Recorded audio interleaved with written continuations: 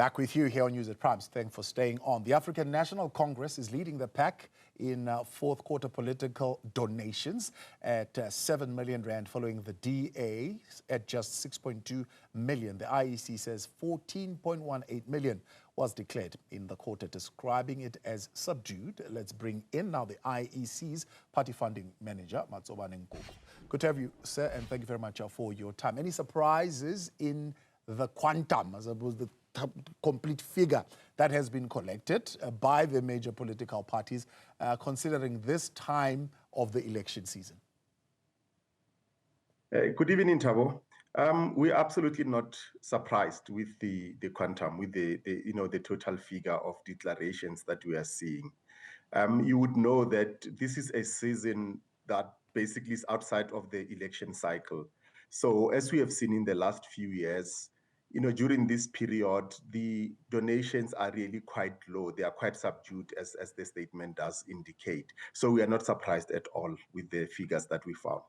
The question has always been around political parties' transparency in as far as who is funding them. So they would receive a huge sum of money from a particular individual in a particular given period of the election season or in an administration. Are the changes, at least, that would have been put in place as instructed by the courts to the Political Funding Act beginning to expose those kinds of tendencies? Thabo, we, as the IEC, we are quite satisfied with what we have been able to do over the last 3 to 4 years. We firstly are able to publish on a quarterly basis quite significant donations that are coming through. We are now able to tell that, for example, Chancellor House funds the ANC. We are able to tell that, NASPARS has funded the ANC and the Democratic Alliance. But not only that, and this is the part that I want to just, bring to your attention, Thabo. The quarterly donations and the report that we produce is but one of a number of reports that we produce. We have very recently, Thabo, published our annual report for the financial year 2023-24. In that annual report, which was submitted to Parliament about 2 weeks or so ago, we basically are showing various other sources of income that different political parties are receiving. And with this point, I'm referring to political parties such as the Economic Freedom Fighters, which many have been talking about why is it not declaring on a quarterly basis and so forth.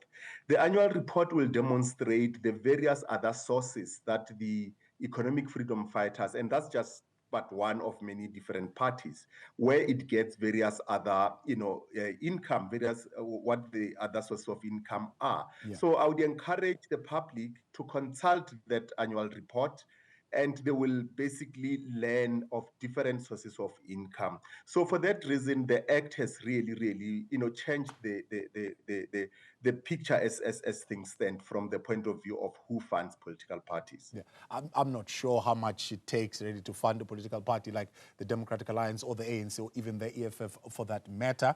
And many other people, I'm sure they might not know. But for example, as you've raised the issue that other parties don't disclose their quarterly funding, and therefore people ask the question as to whether or not are your systems not robust enough to be able to pick that up.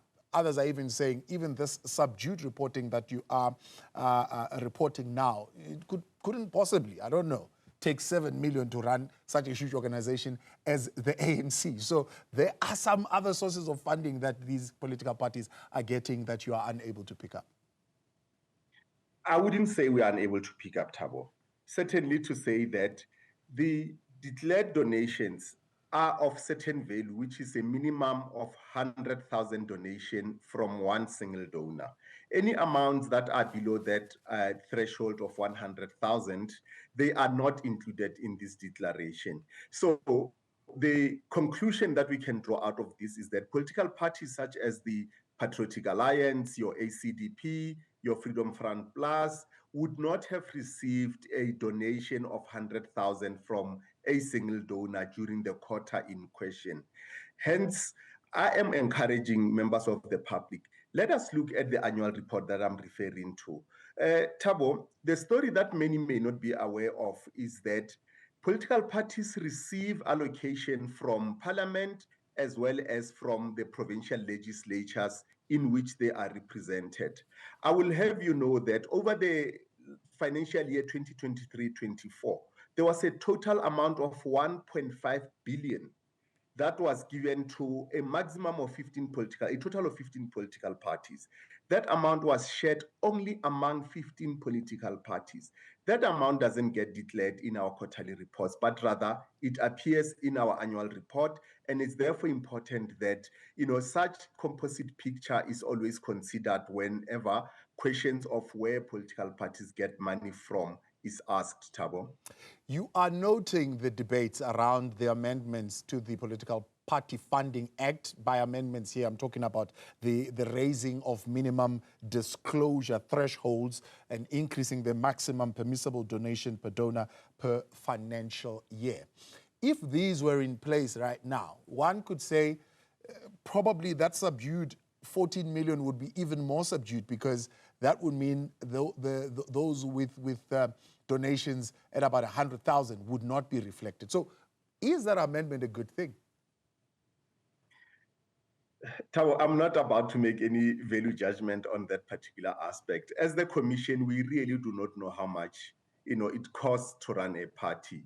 Ours is to implement the law as passed by parliament, and we are certainly looking forward to seeing the new picture, the new pattern with regards to these new raised amounts as soon as the president has signed these particular amounts into law, or rather through regulation. So I think let's wait and find out how that is gonna look like. We might find that the 14 million rand becomes 28 million rand because the amounts have been doubled. So instead of only receiving 4 million rand from Chancellor House, the African National Congress could receive 8 million rand. Instead of receiving only 3 million rand from NASPAS, DA and African National Congress could get 6 million rand, and this amount could become double, if not even more. But should that decision be left to the political parties themselves? I mean, they're not necessarily willing participants here. They were forced into this particular circumstance under the principle of transparency. So surely some of them have already said this has been tough on their financials, and therefore they would want this removed. Shouldn't this decision be placed elsewhere, maybe from an independent body like yourself, as to whether or not those thresholds should be adjusted? Unfortunately, Thabo, the parliament is the sole, entity that passes laws. Of course, you've got the judiciary, meaning the courts, that then, make sure that, the laws are implemented as directed and that they are in compliance with the constitution. But there is really absolutely no way that anyone else can be expected to pass a law, be it on political funding or any other issue in this country. Our parliament is the one that constitutionally is given the authority to pass these laws. And it's unfortunate that these laws, of course, have to service the very same political parties that are serving in parliament, unfortunately. You anticipate a notable uptick, particularly in the next batch of donations that will come just ahead of the 2026 local government elections. That, to me, says that, of course, just before the elections, donors want to really show their support for the party and that they want to be in power. Does that, on the other side of the election, translate into any favors, any tenders, any financial benefit? Thabo, it's for you journalists to really investigate that and come report to us.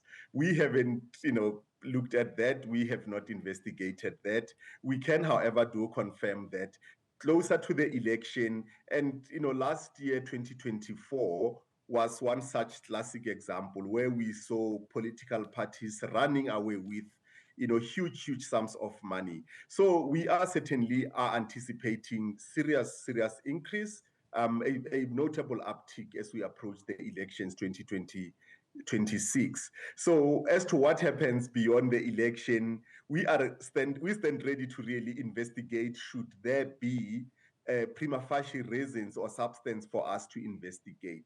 I would really want to encourage that if anybody has learned of any such impropriety, we are standing ready to investigate such. The Commission has got capacity. We have appointed a panel of forensic investigators.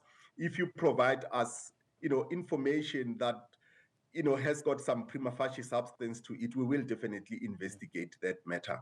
And we can then come back and answer to you, Thabo, whether there has been any, paybacks, if you like. Yeah. But are you saying is that's not something that the IEC is looking at, whether financial backing has got some kind of bearing in influencing South African politics, South African money and where the money goes? Others are even saying even foreigners could be playing a part in that.